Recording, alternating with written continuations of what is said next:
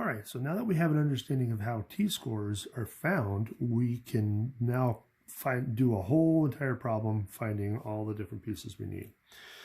So it says, suppose a sample of 50 earthquake depths in kilometers yields a mean of 9.808 kilometers and a standard deviation of 5.013 kilometers. Construct a 98% confidence interval estimate of the mean of all such depths. Note, table A3 does not include 49 degrees of freedom, so use the closest value. Okay, so let's identify some of our variables. Make sure we get them all down. So 50 earthquake depths better be our N. We got a mean of 9.808. So again, that is the mean of our sample. So that is X bar. So again, we want to make sure we use the right variables to describe our pieces. Now, a standard deviation of 5.013 kilometers. Now, what variable is that going to be? Is that S or is that sigma? Is this the standard deviation of all earthquake depths or only just these 50? And if the answer is just this 50, then we know the variable has got to be S, and that's what it is. So you got to be really careful about that standard deviation. That is going to be an important one that you have correct, because it determines what types of scoring, critical value you're going to get, or you're going to have to find to do the problem. So because of this and this alone, we need to find t-score. So because it's S, if it was not S, if it was sigma, then we have to do something different. And we're going to see that in subsequent videos. So, okay, so now that we know we have to find t-scores based on the given information, we can start with our 98%. So our 98% tells us that alpha is equal to 0.02, and based off of our 50, we know our degrees of freedom is 49, which they kind of already told us up in here, but that's okay. So we got to use those two bits of information to get our t-score. So t sub alpha over 2 should be equal to, let's pull out our table. So we got 0.02 is the area in two tails. So we're staying in this bottom row. So 0.02, so that means we're in the second column. So we're going to go all the way down to 49, which again isn't there. So the closest would be 50. So we want 2.403. 2.403 is our t-score. So there's that step done. Now we can use our error formula. So remember, our error formula looks like this. So we have all this information though.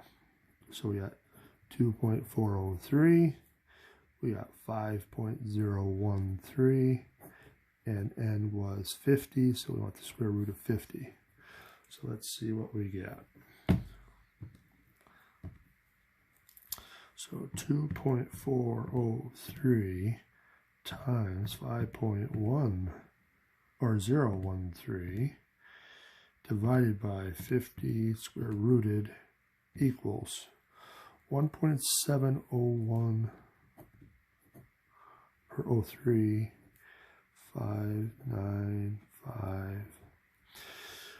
Well, so now the magic question, what do we round it to? Want to round it to one place, or two, or three, or what? Remember, go back to your given information.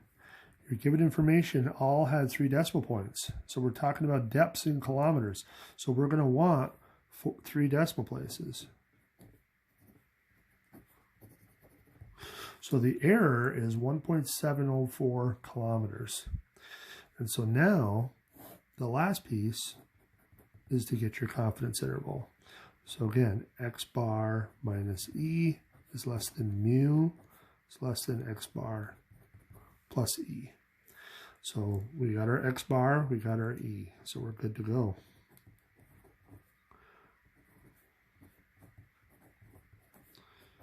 So if we plug in both of those, and now we can just quickly do it on here.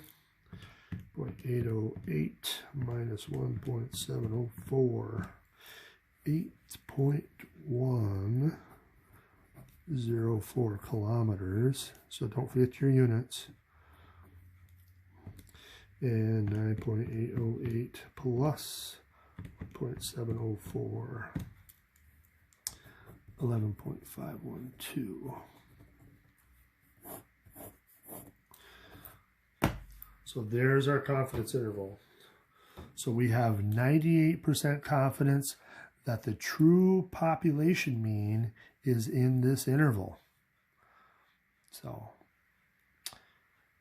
all right.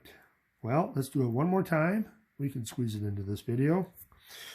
Data was collected on the number of chocolate chips in a sample of 40 Chips Ahoy regular cookies. The mean was 23.95 chips and the standard deviation was 2.55 chocolate chips. Construct 99% confidence interval estimate of the mean number of chocolate chips in all such cookies. All right, so 40. So 40 is our n. We got x bar. The mean was 23.95. I'm going to just abbreviate chocolate chips. Now again, standard deviation. It's not always going to be the sample. It might be the population. But in this case, look at the way it's worded. It's all in the same sentence. They're talking about the mean of the sample and the standard deviation of the sample all in the same sentence. If it's all in the same sentence, chances are it's all talking about sample information. So it's got to be S. Now we're going to see how they can try to trick you with the wording in subsequent problems, but for now, if it's all in the same problem like that, chances are it's all sample information. Okay, so again, t-score. So we need our t-score. Okay, we got 99%.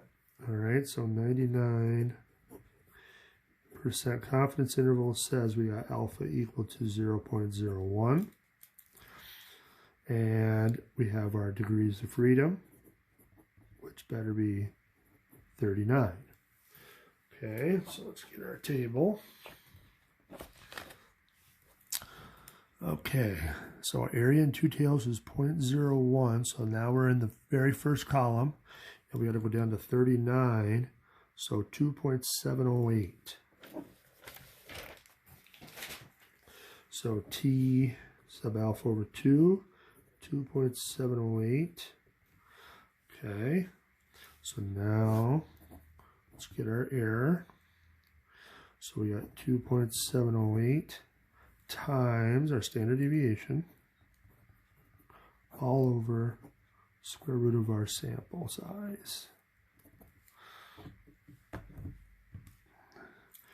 2.708 times 2.55 divided by 40 square root equals 1.091839 and so on. Okay, so decimal points. Well, all of our means and standard deviations had 2, so let's go 2.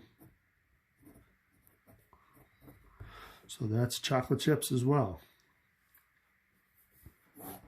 And now our confidence interval. So we need our mean minus our error. It's less than mu. And our mean plus our error. 23.95 minus 1.09.